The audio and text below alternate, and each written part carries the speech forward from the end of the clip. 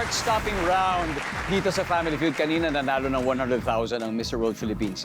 So si Kristen po maglalaro dito sa Cash Money. Ang goal po nila ay makapag-uwi ng total cash prize of 200,000 pesos. Alam mo, sasaya rin yung napili mong charity. Yes po, sasaya Ano ba sila. napili mo pare? Napili po namin is yung Teach Peace, Green Peace. Green Peace. Yes po. Ah, yeah. I know that. That's a great group.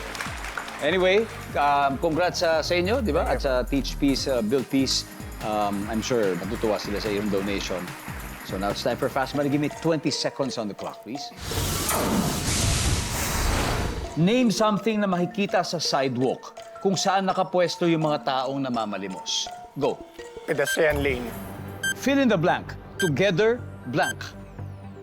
Together, Pass. name something na karaniwang sinisipa ng tao. Aso. Sinong Pinay ang una mong naiisip kapag sinabing fashionista? Heart Evangelista. Gamit sa bahay na madalas ay magkakapatong. Sapatos. Let's go, tignan natin kung ilang points na nakuha mo. Something na makikita sa sidewalk kung saan nakapwesto yung mga taong namamalimos. Ang sabi mo ay pedestrian lane. Ang sabi na survey. So, yun talaga yung nakaraan ng pedestrian. Anyway, fill in the blank, together, blank. Hindi na natin nabalikan yan. Okay. Name something na karaniwang sinisipa ng tao. Ang sabi mo ay aso. Ang sabi na survey, pero paalala lang po ha, sa mga manonood, survey ito. At kailanman ay hindi po tama na sumipa ng kahit anong hayop. Okay? Paalala lang po yan. Sino Pinay ang una mong naiisip kapag sinabing fashionista, sabi mo yung Heart Evangelista? Survey? Wow. Nice one. Gamit sa bahay na madalas ay magkakapatong, sabi mo yung sapatos. Sabi na survey. Nice one. 56. Good start. Thank you. Good start. Kristen, balik na tayo. Let's welcome back Archan.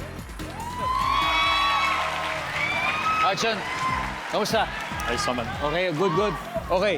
Archan, si Kristen, ang iyong teammate, ay nakakuha ng 56 points. Which means you need 140. around 144 at least. Please. Kaya. Kaya mo yan. Okay, sa punto po ito, makikita na po ng manonood ang sagot ni Kristen. Give me 25 seconds on the clock. Here we go. Name something na makikita sa sidewalk kung saan nakapwesto ang taong namamalimos. Go. Basurahan. Fill in the blank. Together, blank. We win. Name something na karaniwang sinisipa ng tao. Bola. Sinong Pinay ang una mong naiisip kapag sinabing fashionista? Heart Evangelista. Bukod kay Heart Evangelista. Pia Wurtzbach.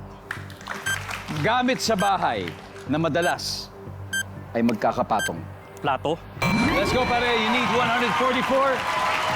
Dito. Something na makikita sa sidewalk kung saan nakapwesto yung mga taong namamalimos. Sabi mo yung basura. Ang sabi na survey dyan ay. Top answer dito, ilalagyan ng pera. Okay. Okay.